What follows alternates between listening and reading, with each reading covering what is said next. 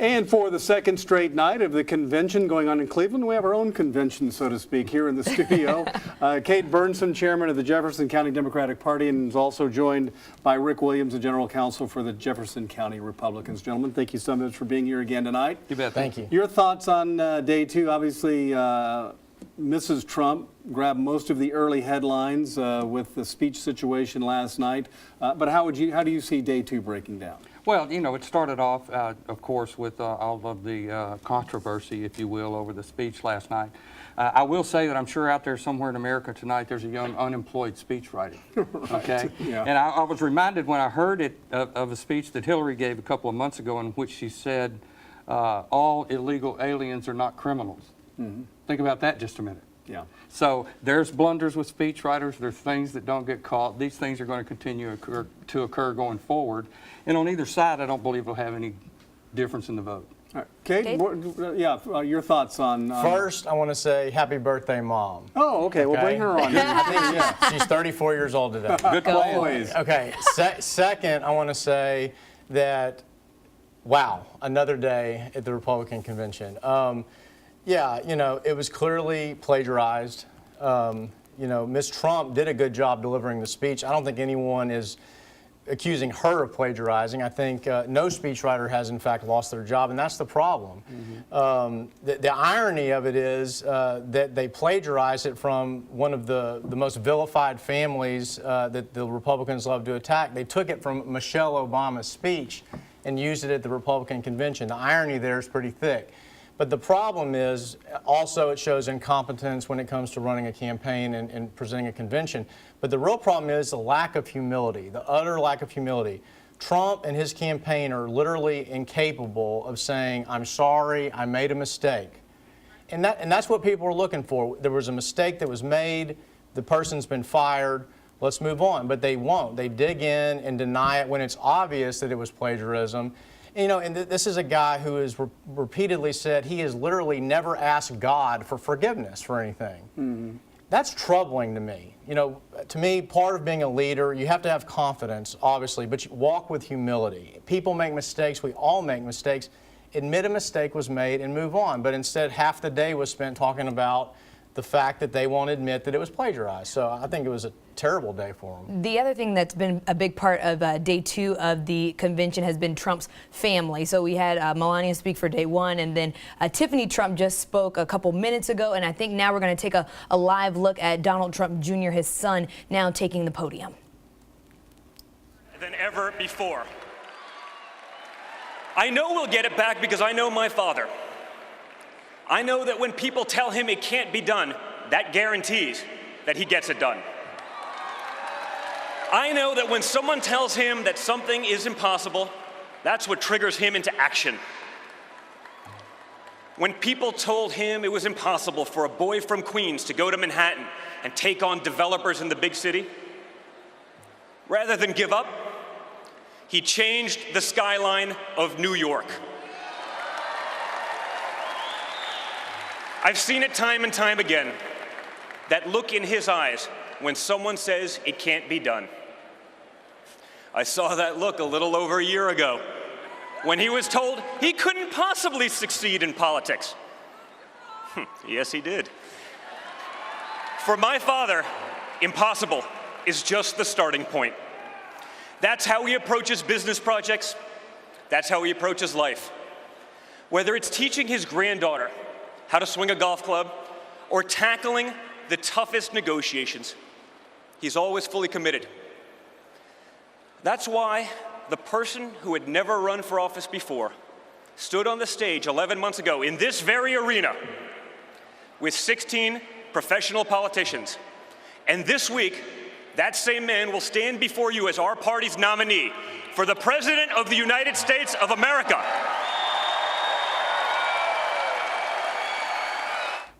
Sticking with that theme of family, how beneficial has it been for his children, his wife, to kind of paint a different picture of him rather than his peers?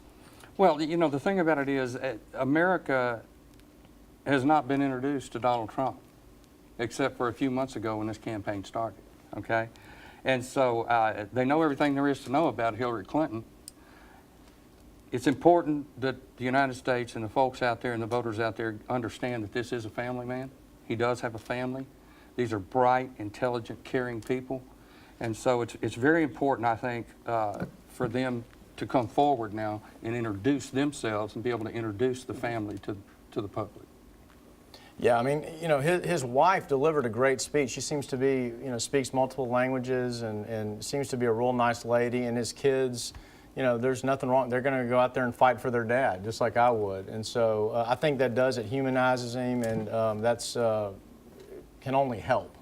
Yeah, and back to the speech thing, you would think plagiarizing a speech is not going to be the difference in a win or a loss in a election. So this is hot topic news now, and we'll see how it plays out.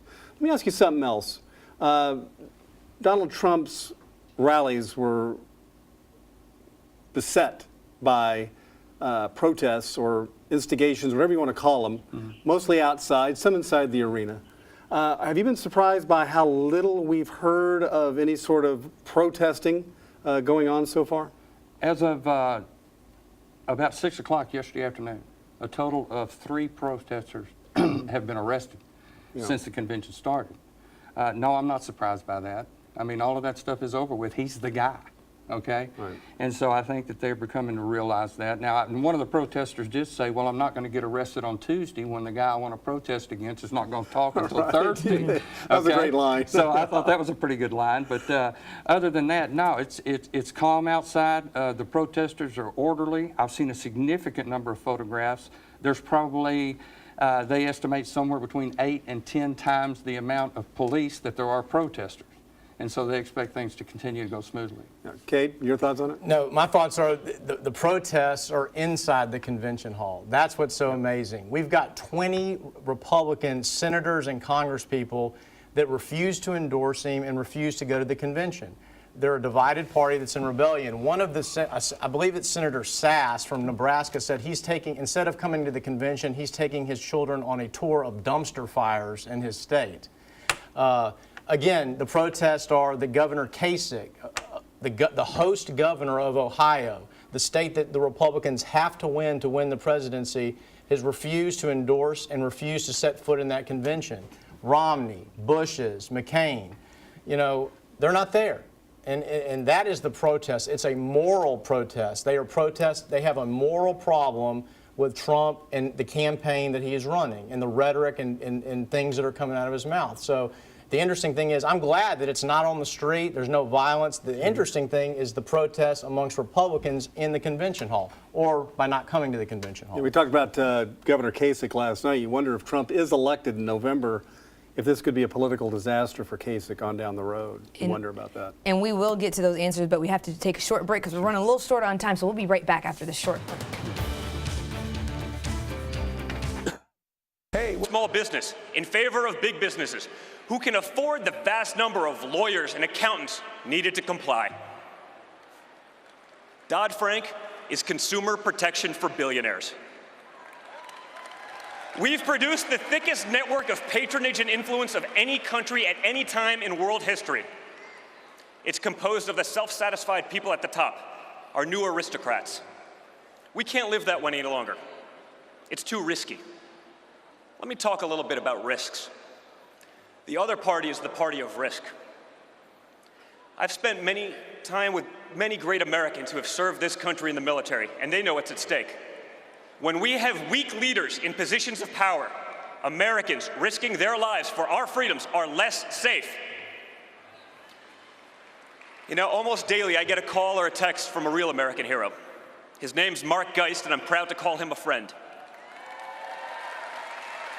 Mark was part of the security team at the annex on our grounds of the consulate in Benghazi.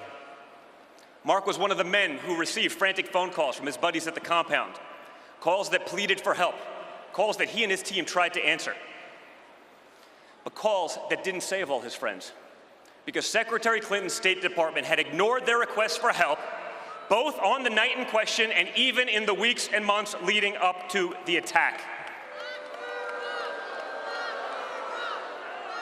It was a tragedy, and one that would be repeated were she to win the election. Ask Mark who's fit to lead. Who has the judgment to lead? Who will take that call at 3 o'clock in the morning yet? You know, or better yet, ask yourselves, if you were in Mark's shoes that night, who would you rather call? We are back with Cade Bernsen, the chairman of the Jefferson County Democratic Party, and Rick Williams, general counsel for the Jefferson County Republican Party. And it's obviously a family night here at the convention, night number 2 up in Cleveland. But playing off what Cade was talking about earlier, all the drama kind of unfolding inside Gund Arena tonight. A little turbulent at times with the roll call and going through, and Alaska had some issues about how they wanted their votes counted properly, and so more interesting times, right? Well, the thing about it is what you see taking place with regard to the roll call, again, it's a process, all right? One of the Alaska delegates thought that their delegate count was incorrect. Mm-hmm. And so the secretary sends down people from the RNC to the Alaska delegation and roll calls one at a time, each one of the delegates, to make sure they got the number right.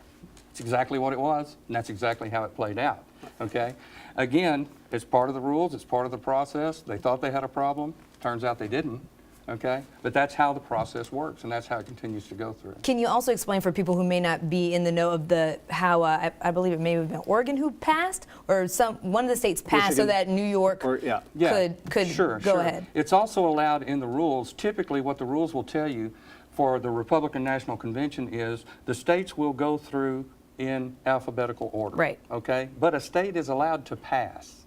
Now what they do, the reason that they do that is so the home state of the candidate can be the one that puts them over the necessary 1,237 votes. Gotcha. Okay? It's just a courtesy. Just a courtesy. It's a courtesy. And in this case, it's special courtesy because it was his son that got to give him the amount of delegates necessary for him to actually be the Republican nominee. Yep. Right. And then the theme of today's part of the convention was Make America Work Again. So I guess they're kind of theming it off of the slogan, Make America Great Again, which Donald Trump has been using repeatedly.